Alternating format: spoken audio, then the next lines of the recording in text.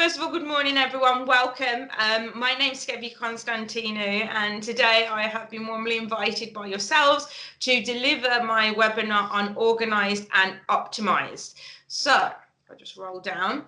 So, I'm Skevi. I'm based in the Midlands, which you probably can tell with my Brummie accent, but definitely based in the Midlands. And I used to be a former executive assistant. So originally, when I left school, I actually trained as a chef. Was training as a chef. That was what I wanted to do, and then life threw me a curveball. I had to change career, unfortunately, and then I wanted to still work in a profession that was very high pressured, multitasking, lots of different elements. So the role of an executive assistant really appealed to me. So I started off as junior admin. Bear in mind, at this point, all I knew was how to cook souffles and all French food. And it was a very different environment. But I still found that a lot of the elements from training as a chef to being in the administrative profession were quite similar, in the sense of supporting others, making sure that you're great at multitasking, bringing different components together, and a very high pressure job. So I worked from junior admin all the way through to executive assistant, and then I ended up working at C-suite level for some very big companies. And in February 2018, whilst I was still working as an executive assistant, I woke up and I had seen in my dream a platform called the PA Way. So I dreamt of this concept called the PA Way. Decided to Google it while I was there in my dressing gown, and Google kept telling me it didn't exist. And it was literally that light bulb moment that you hear about. And the light bulb went off and I went, oh my goodness me, I dreamt it. It was a dream. So I quickly wrote down everything that I remembered from seeing in the dream. And I set about to build the PA Way whilst working a full-time job. So essentially, the PA Way is a global membership and community platform for anybody in the administrative profession. So we do events, we have an online membership called Loyal Royal, because we're all about making sure that you're loyal to your journey of self-discovery, but also getting to treat you as VIP.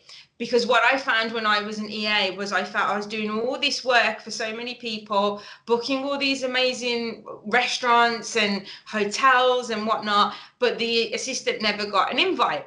So I was like, what can I do to put the assistant or the administrative professional on the yachts, at the private dining and that kind of thing, and to elevate the role of the profession?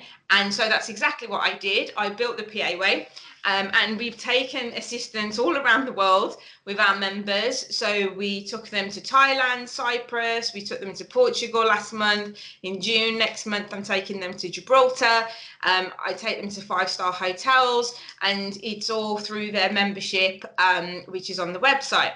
So membership is currently locked. We have a massive waiting list, which is very exciting. And I also created the first app for the profession, a bespoke app where the assistants and admin professionals can talk to each other all around the world, so that you can lean into each other for support. So you can explore more on the PA Way website. And so I left my corporate career, and now I work full-time as a solo business owner on the PA Way. And in 7 years, we've won 10 awards. We've held awards for assistants and admin professionals as well, and it's a really great community which is known as the Assistanthood.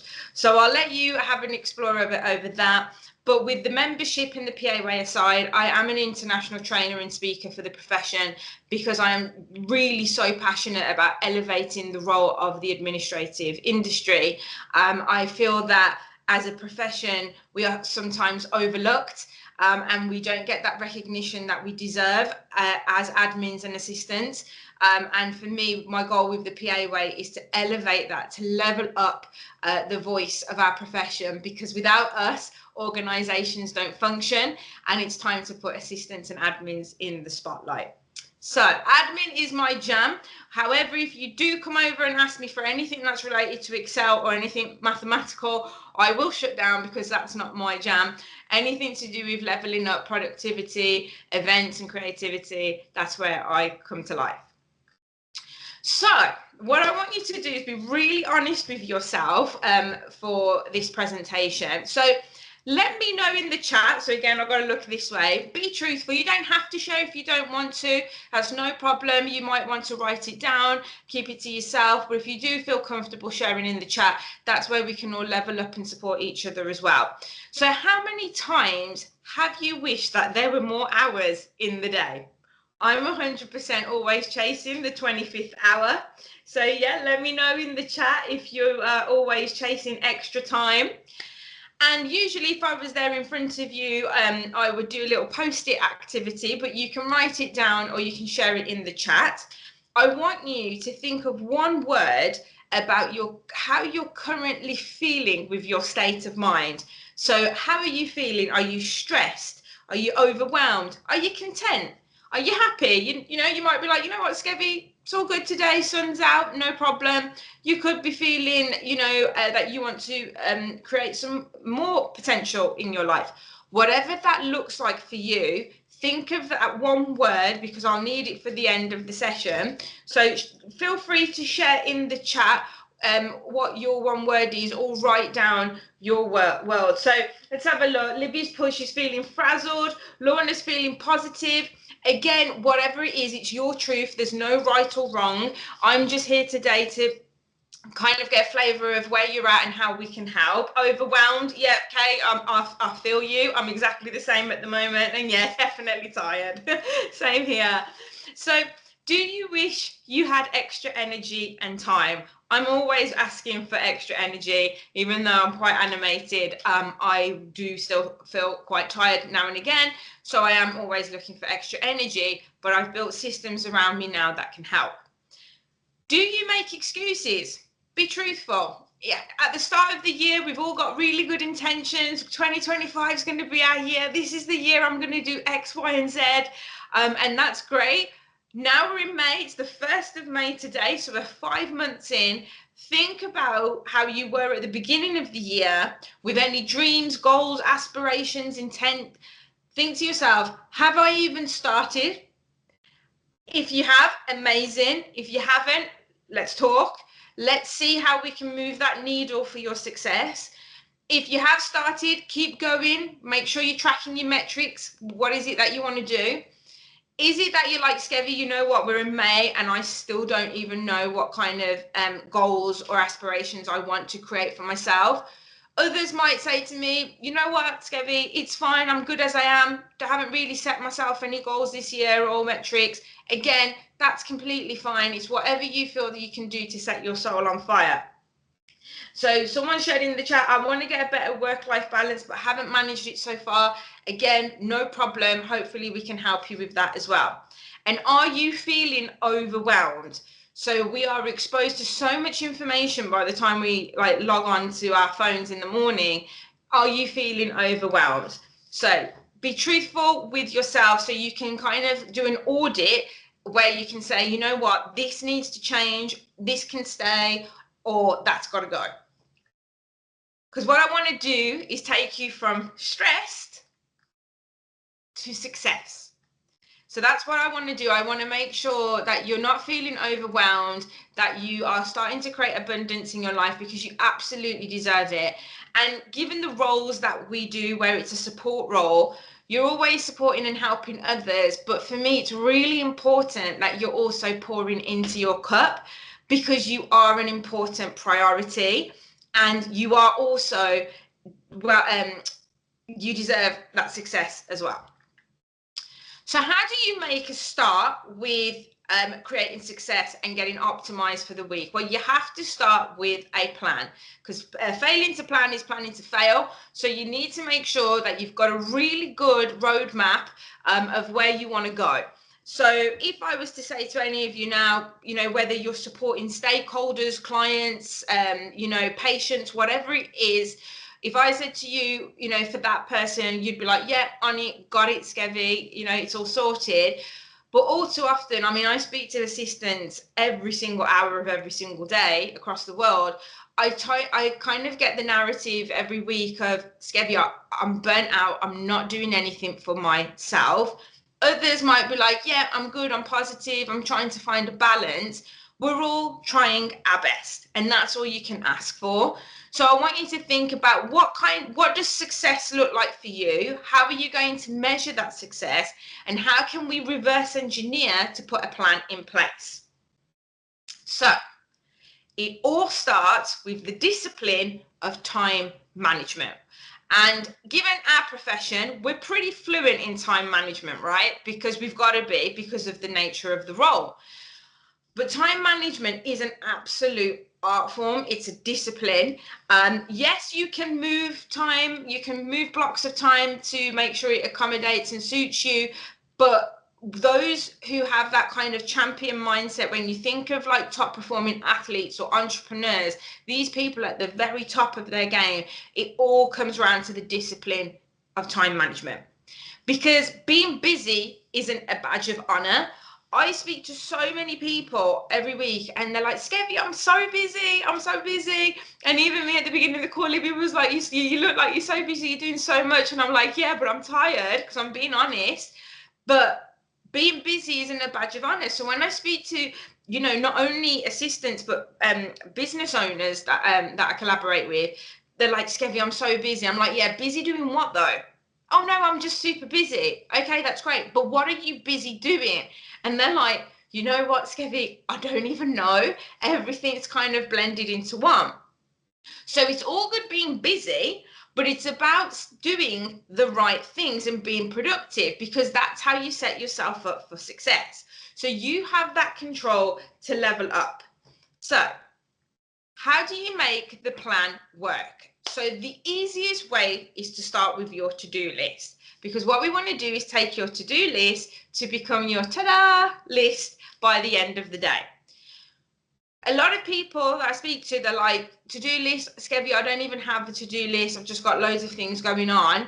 Again, it takes it back to the discipline of time management. So when you say like today, what day are we on? We're on Thursday. Okay, so say like today, you've come in, you've got your to-do list, you've got your tasks. You might work with some software. Other people might use just like a nice notepad. Other people have a blend of both.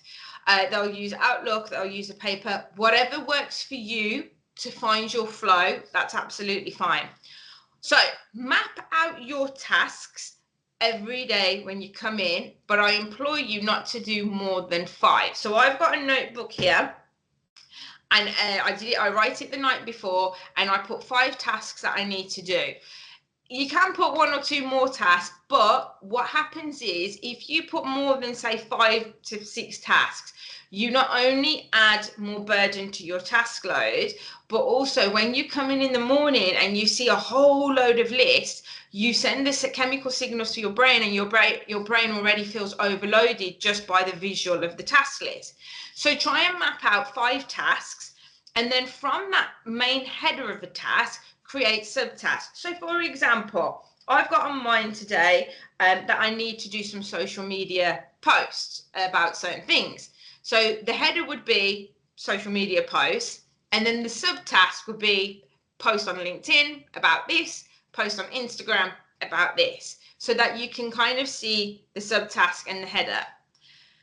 Make sure you prioritize by order of importance, because if you've got something that's obviously like lesser important, you've got it at the bottom of your, lesser important, you've got it at the top of your list, you're not going to get it done as urgently as the things that need to go out. So prioritize those 5 tasks by order of importance, and make sure you set a deadline to get the task done. It's Parkinson's law. If you're not going to set that deadline, it's not going to happen. If I said to you, okay, let's get a coffee in the diary, that coffee could happen next month. But if I said to you, let's get a coffee in the diary by tomorrow morning at 8 o'clock, it will go in the diary. So try and put that sense of not making everything super urgent, but just trying to put the deadline on it so that the task starts getting fulfilled, and then you're fulfilling your task list.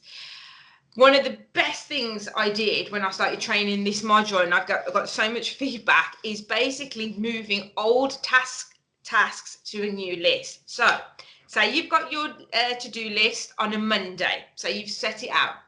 You've wrote your 5 tasks, And then you come in on Tuesday and your task list has got scribbles everywhere. There might be a couple of tasks that you've fulfilled. The other tasks are there. And then you're going to write your new 5 tasks onto Monday's list.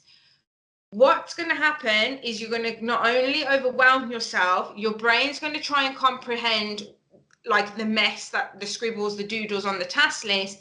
So what I implore you to do is get a fresh to-do list the next day, or if you're using your software, Trello, whatever it is that you're using in-house, and move the tasks that you may not have fulfilled on the Monday to the top of Tuesday's list, and then write a couple of more tasks for Tuesday.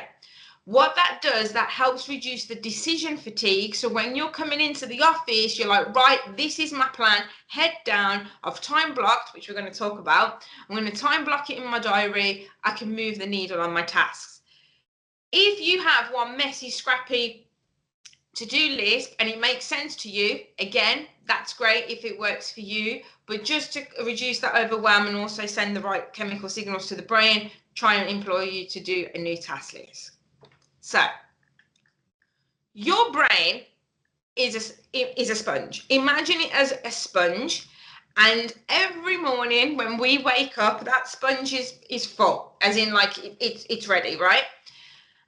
And you might quickly get on your phone, check your notifications, check your emails, what came through overnight, check Instagram, whatever it is. You're pouring into that sponge with everything that you're exposing it to. Whether it's going on LinkedIn, whether it's checking the news, whether it's checking WhatsApp, whatever it is, you're pouring that information into that sponge. Then the sponge moves along and it goes to work. And then you get to work and the sponge is there and it starts reading its emails, it starts having people coming over to the desk, you're dealing with patients, you're dealing with your stakeholders, your managers. And there's all those conversations and things being thrown at you. And again, that's being poured into the brain of the sponge. What happens when that sponge is at capacity? You don't allow new information to come in. You don't allow neuro pathways to be explored, and it's at capacity. Let alone factoring yourself in as a priority for self-care. If you've got your self-care down to the work-life balance and you're like, you know what, Skevi, I'm slaying it, I'm good, well done, keep it up, that's what I want to hear. If you're like, I can do better, there's room for improvement, again, well done, that's what I want to hear. And if you're thinking, Skevi, what is self-care, this new thing I've never even heard of, where does self-care come into it? Don't worry, hopefully I can help and things will get really exciting for you for the month ahead.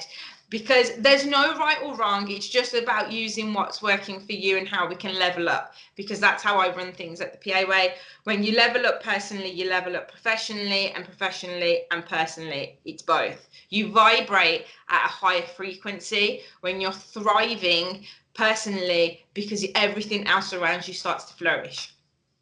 I know people in my relatives and stuff that every time I say to them, good morning, they're like, is it though? Is it a good morning? I'm like, it's a new day, let's go. And they're like, go away with your positive energy. That's fine if they're feeling low, but then these people say to me, well, how come nothing good happens in my day? What you think you attract, you got to meet the universe on that vibrational frequency. The universe is trying to send you good things your way, but if your mindset is not about leveling up and thinking, you know what, I got this, it might be a challenge today, but I'm ready for the challenge, it's almost like you're blocking your success. So when the brain is at full capacity like this, there's nothing new that can come in, so something has to give. So that's why I say don't overload your task list, because the brain is already going to be thinking, I've got to do this, I've got to do that. Squeeze out some of that information so that you can pour new information in to be absorbed. And that's why I want you to start, instead of seeing your brain as a sponge like this, I want you to start thinking of your brain like this as a heart, okay? And as cliche and cheesy as that sounds, I don't care. We only get one go around in this life, and I want you to level up in every single way possible, because I want to support and celebrate you. Think about your brain as this heart, and think about Skevi's here now and she's telling me I'm pouring into my brain, I'm at capacity. Where in that day of that 24 hours does the brain start to look like, metaphorically speaking, as a heart where you are doing something for you? Now, at the PA Way, with our membership, ask any of my members at the PA Way, they will tell you Skevi is all about putting us at the front line and making sure that we are looking after ourselves and making sure that we are excelling, because everything else starts leveling up when we're at the top of our game. It's all good, metaphorically speaking, seeing people that are flourishing and you're like, you know what, they're really good at doing what they're doing, they've got awards, they've got trophies, or they might be getting a promotion. People see that, but you've got to see the training ground that goes behind it. Usain Bolt can probably run in like 2 seconds, but what about the training routine and all the training ground that he showed up every single day consistently to unlock that champion mindset? So think about your brain as the heart and think, what am I doing today that's going to give me some joy? What am I going to do that's going to move the needle on something that I want to do to create success for me?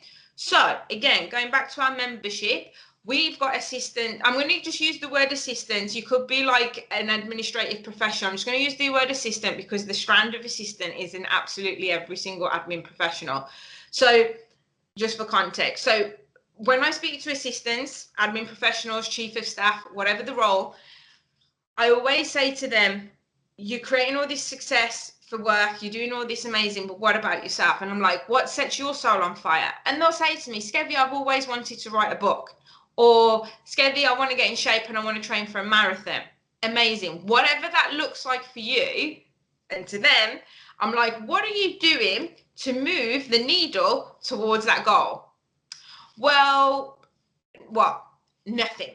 So what I get them to do is when they open their diary for Monday, I get them to look at the week ahead, and we call it white space. So even if there's a slot in the diary for even 15 minutes, if you're that time pressed, whatever it is, hopefully longer, but even if you've got 15 minutes, put that time block of white space in your diary and mark it for you to do something for you. So it could even be write out the first draft, like write out how I'm going to create my first chapter for the book, or enroll at the gym, or do 15 minutes of weights or cardio, whatever it is.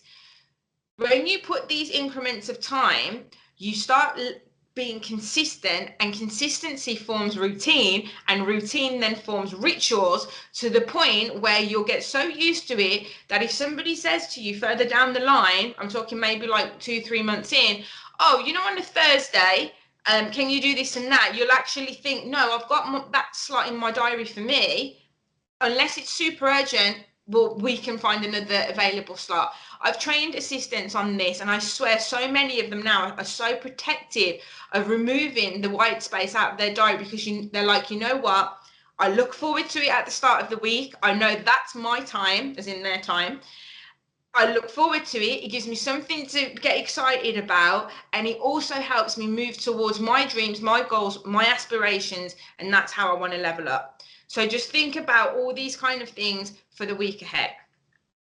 So looking at this desk, apart from me breathing into a paper bag because I love organisation, if anyone relates to having a desk like this, that's no problem. Some people work in environments like this, and that is, as they say, organised chaos, and they know what's happening. For others, they've allowed themselves to have a desk like this where they're like, oh my goodness me, I don't know how I've got there. So looking at this desk, let me know in the chat if you can contribute. What couple of things could we do to this desk to make it more productive? So I'll have a look in the chat if anyone wants to share. Exactly, tidy up the paperwork. And elaborating on that, so that goes back to the subtask. Tidying up the paperwork would be the header. So the subtask, how are we going to tidy up the, declutter. So is it that we get a filing system in place? Does the watch need to be there? Yeah, exactly. What makes me laugh about this desk is that you know, there's nail files, there's everything, but the poor person hasn't even been able to put like a proper like prop for their monitor. Looking at this, you can tell that they're a musician. So people who tend to be musical are very, very creative. So again, this could be organized chaos for this individual. They'll know exactly where everything's flowing, but then maybe showing it to an assistant, they're like, oh, Skevi, we could so level up this and have, you know, systems in place and whatnot. So just things to think about. Your environment, your external environment, where you're working from, is also going to help you optimize for success. So like I've got two screens here, which is why I'm looking left and right, but my desk, I know everything where it is. And like even yesterday, I said to my other half, I was like, have you been in my room? He was like, no, because I noticed something wasn't right. So it could have been that I left the window open. I know where everything is because of how my brain works. So just consider, is your desk helping you or is it against you? Is there something that you can do with your desk setup that's going to help you be excited, get more joy? It could be, you know, even something simple like putting a plant on your desk or something colourful, just to make you excited about getting to your desk. So, time blocking. I love time blocking. My heart sings when I think of time blocking. When you do your tasks, the next thing to do, so you can either transfer it from paper into your calendar, or you can just do your task straight into the calendar, is time blocking. So time blocking is where you plan your week in advance. So looking at this image here, this is time blocking. So as you can see, you put blocks of time into the diary. James put, I have a plant, not sure if it works. That's fine. Maybe try and think of something else that can motivate and inspire you. But we'll talk about the plant actually in a minute. But the time blocking is where you plan your week in advance and you're putting in blocks of time to do your task. Because if there's one thing that I want you to remember about time blocking, is that you run the diary, not the other way around. It's very different if you're looking after patients and things, and obviously there's all the appointments in there, but I'm talking about your personal diary. If you've got like your own work diary or your own personal diary, you run the diary, not the other way around. Because what happens is your brain functions for up to 120 minutes before it needs a break. So think back to the yellow sponge, the image that I showed you earlier. 120 minutes and that thing is full, and eventually something needs to go. We need to wring it out before it goes back to its normal capacity. So if you're working on tasks for longer than 120 minutes, the science behind it, the psychology behind it, is that the brain is going to be at really full capacity, and it's not going to be your best quality work. That used to happen to me when I first started in the profession, and also when I was training as a chef, especially when you're a chef in that kitchen, you haven't got time to even breathe. And you're working back to back to back to back. I mean, really, really long hours. And then sometimes my attention to detail would slip. So I'd have the chef coming over to me. I was only like 15, 16 at the time. And I'd have the chef coming over to me and he was like, Skevi, you know, you forgot to add this ingredient into it. Like, we can taste the difference. I'm like, oh my gosh. But it's because I was so compressed and at max capacity that I wasn't able to see things with a fresh perspective. And that's why it's really important that you factor in your breaks. I speak to assistants and they're like, I had a lunch break today. That was my win.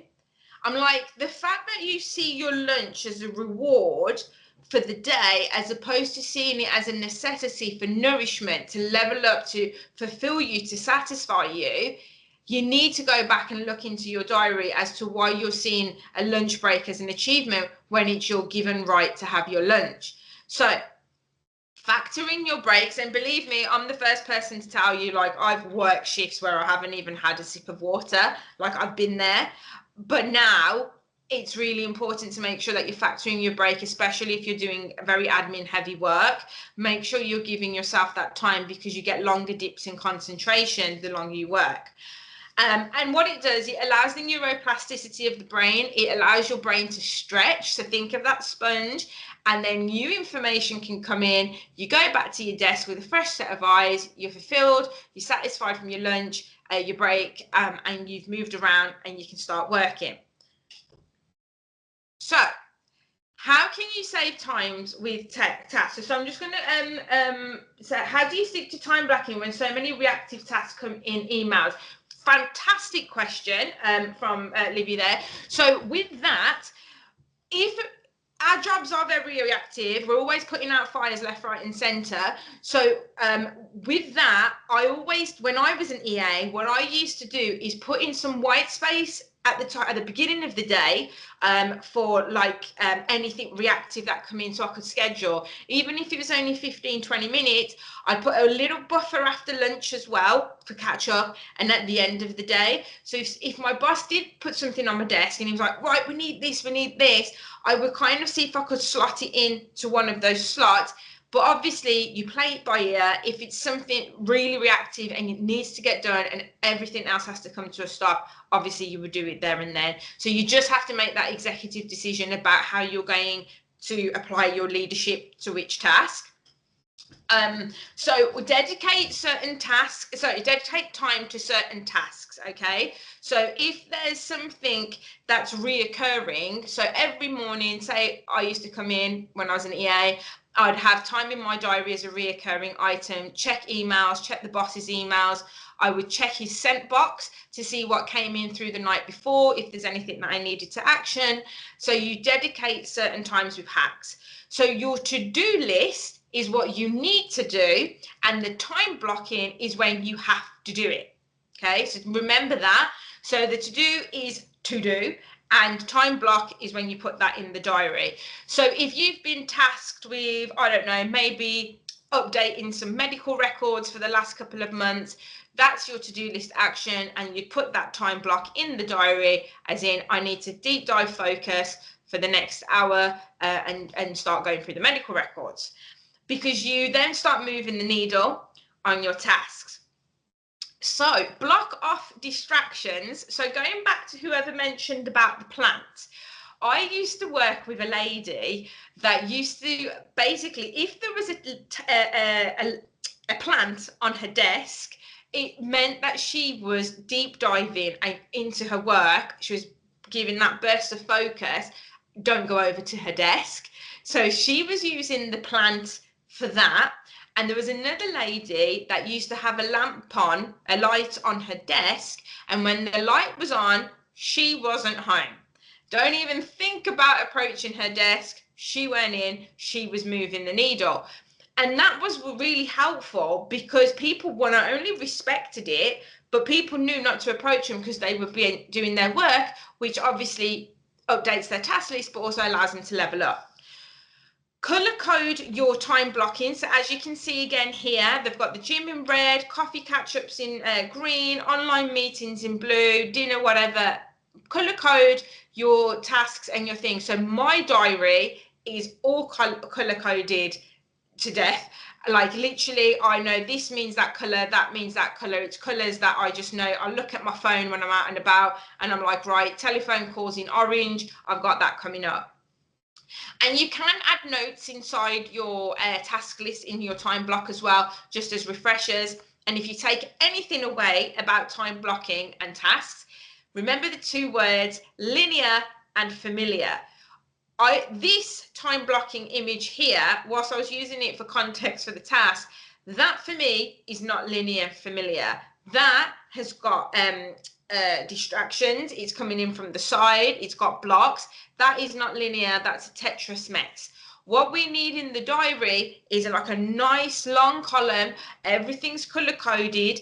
And if there's anything clashes coming from the side, you need to make sure that you're positioning those so that everything's nice and familiar on the side. Yes, you can have things on the side of the diary, but the general census is that it's nice and linear and familiar. And we're back to me breathing into a paper bag. If anybody has a desktop that is looking like this at the moment, do feel free to email me and we can have a chat. We can have a coffee chat. if anyone has got a desktop that looks like this, we need to sort it out. Everything needs to be batched into folders, and it shouldn't really look like that per se. If it works for you, like I said before, great. If that's how you roll, no problem. But this can definitely be archived and put into folders. So if you went on my desktop, for example, everything is in a folder, like with subfolders and categories. So how can you batch your work? So we'll look at emails first. So work your way up. Some people work their emails from the top down, so the most recent down. But the best way to do it, from the research that I found, and not only my own experiences and training, is work from the bottom up. Because what that does is it puts your focus on the previous tasks to make sure, am I doing them? Has something slipped through? There could be like a refresher that you want to read. It clears your inbox. And your inbox, your actual inbox, so say like mine's info@thepaway.co.uk, your inbox is your to-do list. So if you've got emails in there that are like, oh, it's Bob's birthday, and we're doing a collection, and Bob left like last year and he's not even there anymore, that shouldn't even be in your inbox, right? So when you look at your emails, you've got to think, my inbox is my stuff to action. Everything else should either be in a folder, archived, or delegated, or deleted. So when I'm going to go back to, I'm just going to go back to the emails as well. So when an email comes in, so going back to Libby earlier, when you said about the reactive tasks as well. When I was back working for like a really massive company, and I was working for a number of partners, everything was urgent. Every single task they brought over to my desk, Skevi, this is really urgent. Stop what you're doing. You have to do it now. I'm like, but you've just came over a minute ago and told me this is urgent. No, this is even more urgent. Sort it out. And it got to the point where not only was I frazzled, my cortisol was through the roof, because I was always in a fight or flight response, because I was like trying to put out all these fires and help my bosses. And then I was getting like a rapid heartbeat. So what I did was I basically said to them, let's do a traffic light system. When you come over to my desk and you give me a brand new task, I want to know if it's green, yellow, or red. And he goes, well, what do you mean? If it's red, it means drop everything. It's got to get done within the next half an hour window. Like, it's urgent, stop what you're doing. If it's yellow, bit of a time pressure, but not super urgent where you've got to drop everything now. But I still need it done within like the next 2 hours. And if it's green, it's not urgent. Get it done at some point, if by the end of the day or tomorrow. And that changed the game of with how I worked with my stakeholders. So I taught them every single time they brought something over to my desk, they go, Skevi, got a brand new task, it's urgent. I was like, traffic lights, actually, it's a green. Because what that then does, it puts the ball back in their court. It gets them to stop and think, is it really urgent? Like, does she need to stop now? But also, they realised that every time they were adding that pressure to me, I was literally like chipping away with my stress levels.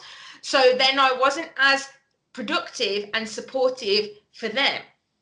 So eventually they were coming over and they were like, this one's yellow, this one's green, no, it's red, or even like buildings on fire, kind of metaphorical, and sort things out. And that, like I said, it takes that control, and it starts helping you put boundaries in place as well. So review your week in advance. So what I tend to do is, because I work for myself, so I look at things like on a Sunday evening. But if you're going back to work on the Monday, maybe just start putting in as a reoccurring item on a Monday, that just, even if it's half an hour, 15 minutes, to look at your week in advance and start thinking to yourself, right, this is where I can level up. This is where I can start doing what I need to do, time blocking, working on the projects that I've been given. Color code everything in that diary for the week. Make sure it's nice and linear and familiar. Add white space in your diary for self-care. So from next week, I want you to go on the Monday, and then I want you to be like, right, Skevi's here. She's telling me to show her in my diary where I'm going to make my brain from the sponge into the heart, where I can put some self-care, even if it's 15 minutes where you just move away from your desk and you go get your favorite drink and you just sit outside and get some fresh air. I don't care what it is, as long as it's pouring into your cup and allowing you to be like, that's what I want. Okay. Treat yourself as a meeting. So I have worked with people and clients, corporates, you name it, where a meeting goes in the diary, and for nothing is going to move that meeting on out of the diary whatsoever, unless like a really super emergency or an unfortunate circumstance. They protect that diary at all costs. So why is it when I speak to assistants, I'll say to them, where's that meeting that you put in for your learning and development with your stakeholders, your performance review or a catch up? Where's this? Oh, I took it out the diary. It wasn't important. So basically what you're saying is you're not important enough for your own learning and development to level up. So what you're saying to the other person is, I don't care about my professional enhancement or my personal enhancement. And they were like, well, I never thought about it like that. No, put it in the diary and then say to that person, I'll see you at 3 o'clock on Thursday on this day. I look forward to catching up so I can see about my progress, my reviews, whatever it is, and put that in as a meeting. If it's something personal, whether it's like, you want to go meet a friend for a coffee catch up as well, try not to like keep flaking and ghosting each other. Make it happen so that you can start getting some joy as well through the week. And remember to add those recurring items as well, like with the time blocking. So anything like emails, gym, lunch, all those kind of things, they can be reoccurring items. Pick up the kids. Although I did meet somebody that took that one out. So make sure you put those in there. Add your break buffers as well. So remember the sponge, 120 minutes before the sponge is not sponging anymore. Put 120 minutes in if you have to, and then put those break buffers in to allow the pathways to stretch. Schedule your lunch. You are entitled to your lunch. It's not a reward, it's a necessity. Have your lunch break, and delete any items that you don't need out of the diary and out of your emails as well, to reduce that information overload. So I was sent some questions in advance as well, which I've popped up on here. So somebody asked, how can I manage my admin tasks efficiently whilst juggling patient care? Well, hopefully I've gone through some hacks that you can implement through time blocking, task management, whether you've got an in-house software like Trello or Asana or whatever it is. Try using those, whatever works for you, to be able to put in your admin tasks so you can see at an overview whilst juggling that patient care. Otherwise, literally pen and paper will do as well. You can even map it out on paper when you're time blocking as well. The next question, was what are the best ways to stay on top of mandatory training, appraisals and documentation? That goes back to what I just said about scheduling yourself in as a meeting. Start putting those meetings in your diary to stay on top of the training, to stay on top of your appraisals and documentation. Guard it with your life unless something has to genuinely move, because if you keep taking it out of the diary, you're going to fall back behind on your training and development. Then that's going to get flagged up in a performance review, and then domino. So make sure that you're putting the things there to learn about how you can level up and enhance your skills, but also to hear about where you're thriving and what you're contributing and bringing success to the business as well. The next question was, how can I organise my notes and patient records to save time? So with that, I don't know if you've got an in-house software that collates everything. So obviously use technology where you can. There's a lot of AI tools out there as well that you can use that can help organise and summarise your notes. Or if you're like me, I do like an old-fashioned filing system. So literally I've got like folders, like physical folders where I keep everything with labels. So if anything happened to me, I tell you, anyone could come into this room and they would know like where I keep everything as well. So just make sure that your setup, which goes back to the messy desktop screen, make sure you have everything archived nicely in folders to do that with subtasks as well. Are there any digital tools or apps that can help with shift planning, handovers, or logging patient information? The only, again, that would have to be something that the organisation looks at. But and again, it depends on the kind of software that's in the business. What's a really good one for handovers though is a company called Scribe. I've not used them loads, but I've tried it out, and it is really good in the sense of basically you type in, like, say if there was a handover, you type in what the bits and bobs are, and it generates literally like an onboarding document, like a handover document, and then it just makes it all really snazzy, and then you can hand it over to the person. Login patient information, I'm guessing that would have to have some sort of like whole confidentiality and GDPR thing. So again, whatever the company's using. And with shift planning, there are tools out there for like rotas and stuff that you might want to explore. And again, you can just ask ChatGPT to recommend, because I'm sure ChatGPT would be happy to help. But the handovers one, do check out Scribe, because that is a really good one. So if you want to get in touch with any further questions as well, I'm happy to help. So I hang out at info@thepaway.co.uk. The PA Way website's on there as well, where you can come and check. But yeah, that concludes like the training element, and I'm happy to go over to some Q&A if anyone's available, or is Libby still there?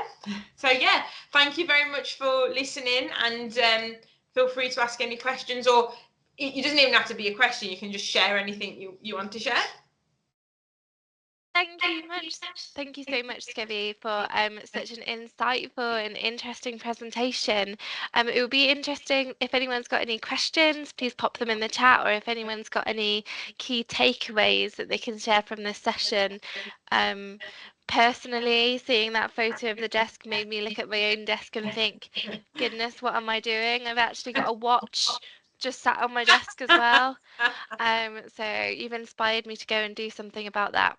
That's good. That's good. And that's it. Like, you can just take away whatever it is you want. You might think, you know what, I've got everything in order. I don't need to change anything. And that's absolutely fantastic. It's whatever's working for you. If it's helping you and you feel like you've got a good rhythm and flow, absolutely fantastic. But if you're like, you know what, there's work to be done and I can tweak here and there, and if there's been something to help you in the presentation, then try and implement it and see, because it's all about continuous learning and trial and error. You know, and going back to my chef days, you know, the product that went out to the customer wasn't the first one that we just put together and thought, oh, we'll send that souffle out. There was many versions of like batch testing and ingredients and this, until you get the product that works best. So just trial it out and see what works for you. I try to get on board with using spreadsheets and things like that. My brain doesn't work that way. I need some Sharpie pens, which I've got. I need a nice notepad and physical things. But then, because obviously I run an online business, I do have the whole tech side set up as well. So I work very well with both. So just whatever rhythm and flow works for you. You're so yeah, you're very welcome, Paul. Thank you for joining, and to Rebecca as well. Yeah, so what's it? Oh, you're so welcome. Yeah, there, Jennifer. Yeah, the color thing is really important, because if everything looks like the same color, your brain will struggle to differentiate what's an urgent task, what needs to be done, what's your lunch break, what's a telephone call with a client or customer, whatever. So try and color code, and you do that in Outlook with the categories. So say you put a task in, you can right click, choose categories, and then you can start assigning your colors, and then you just choose the label of what you want it to say. And then it could be then that you're going in on the Monday and you're like, right, pink means personal time, green means I've completed a task, purple means I've got to do the task, and your brain will actually start looking at the gaps and where you can move things as well.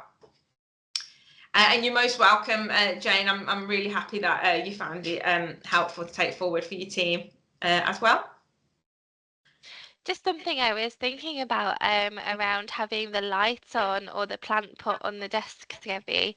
I mean, I think for me, one of my reservations about using that approach would be if I'm putting that plant on my desk, would my team feel like I'm being unapproachable? But I guess you could always flip it and say, you know, when the plant's on my desk, it means that I really welcome you to come and approach me. And then when it's not, it's when I'm doing my focus time. So I guess you could just Yeah. swap kind of what you say about it. Yeah, and no, and that's a great insight. And no, she did say that. She literally sent an email out because we were all on the same floor, and she was like, "If the plant's on my desk," she goes, "I'd respectfully ask." And she was really sweet about it. She was like, "I'd respectfully ask that no one approaches me because I will get distracted and I will want to have a chat with everybody and things like that. But there's also a time and a place, and because of the nature of the work that I'm doing, I do get distracted. So I would just like that time." And so many people appreciated it, and they just gave her that time because she's there to work as well, you know.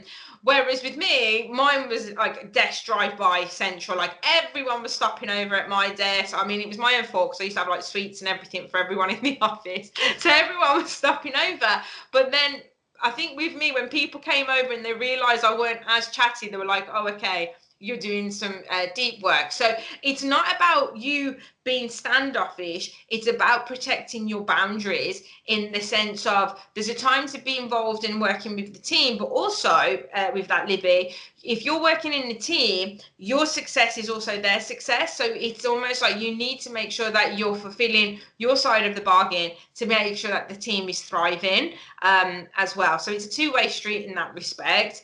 Rebecca's put, "I love the paper and pen diary planner, but I feel laid back when my mates are using Outline Notion, but I just can't use it." If you ask me now, Rebecca, what Notion is, I haven't got a clue. I just know that it's called Notion. I get so many people saying to me, "Yeah, I'm using this and I'm using that." I'm still trying to work out how to use Trello. If you're not an appy person, as I say, like me, where you can use that, again, that's fine. We're all so different and so unique. Everyone's got a different way of working. There could be apps that you're using that you feel, okay, that helps. But equally, there might be apps that don't work for you. Everyone's got to find their own rhythm and flow. So don't feel like you're missing out if it's not something that you feel like that you need, because you're here to level up your game in that respect. I haven't got a clue what Notion is. I'm guessing it's some sort of planner. I don't know. So yeah, I've heard of it a million times. I've just never even gone on the website to have a look. So yeah, I'm definitely on the pen and paper kind of thing for sure.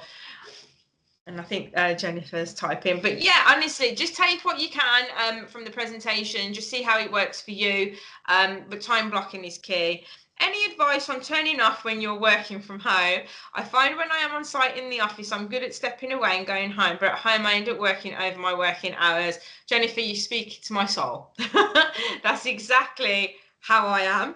People say to me, "Oh, it must be so lovely working from home." Like, you know, I'm like, I work even longer hours stepping away. So is there somebody in your home that can keep you accountable? That's the first thing that I'm trying to do, trying to get the other half to lock the door and leave when I'm not in it. But also it's trying to kind of retrain that pathway of the brain of, yes, I'm at home, but I've got to see the room that I'm in as my professional working environment. So say, for example, you finish work at 5 o'clock, for argument's sake, in the office. You're not going to sit there till 7 o'clock when everybody's gone home in the office, are you? Like, as a normal situation. So start to retrain your brain and think, when I open the door to the room that I'm working in, I'm entering the working environment. And when I finish at 5, I'm to close that door if you've got like a space, or even if it's the kitchen or whatever it is, and not close it. The other thing that I found really helpful is I'm actually starting to change outfit once I'm done for the day, because like I'm here now in my PAWay t-shirt, I've got PAWay sweatshirts, I wear all our merchandise when I'm online. But what I'm trying to do is once I finish for the day, I'll go and put like my tracksuit on or my hoodie, so that I know that I'm in casual mode now, I'm not working. So even a change of outfit could help you. See how you get on with that. And then I think we've got time for one more. Is there any evidence I can upload on my learning journal to show I've been in this? Oh, okay, that might be. Sorry, Philippi. Yeah, absolutely, Rebecca. I will put my email address in the chat, and then if you just drop me an email, and then I can respond with something which demonstrates that. Yeah, amazing. Just to pick up on the point around different work zones, I've heard someone that has reversible coasters and placemats, and this Ah, is an individual that doesn't have a separate workspace, so she has to kind of be sat in her living room, kind of living area. So it's difficult because she can't shut the door. But after her like office day ends, she turns the mats from the red side to the white side, and it's like a signal to her brain that she's no longer in like work mode. yeah, that's a really, really good one. I think that's a really useful one. Thank you for sharing that. I mean, my other half's even like, I'm going to put a timer on your door and lock it, and you'll only be able to get back in the morning. Because what I was finding is I was going from like a medium screen to then sitting in front of the TV with my phone, checking the emails. And he's like, you're not like shutting down. I mean, like, and the guy's a scientist, it's a psychologist, so I'm like, I better listen to him because he knows what he's talking about with the brain. So yeah, even those things. But honestly, like, any other questions, do feel free to message Libby or like drop in on my inbox. I'm more than welcome to. And I just hope that you do start doing things to, for your own soul and for your own self-care as well. And it's been an absolute pleasure to speak with you all today, and thank you so much for taking the time to join. Great. Well, thank you so much, Skevi. It's been amazing. There will be a recording of this session available. So if you think any colleagues might find it interesting, we will share this content via the Working with Account Managers. Thank you so much, everyone. Have a great rest of the day.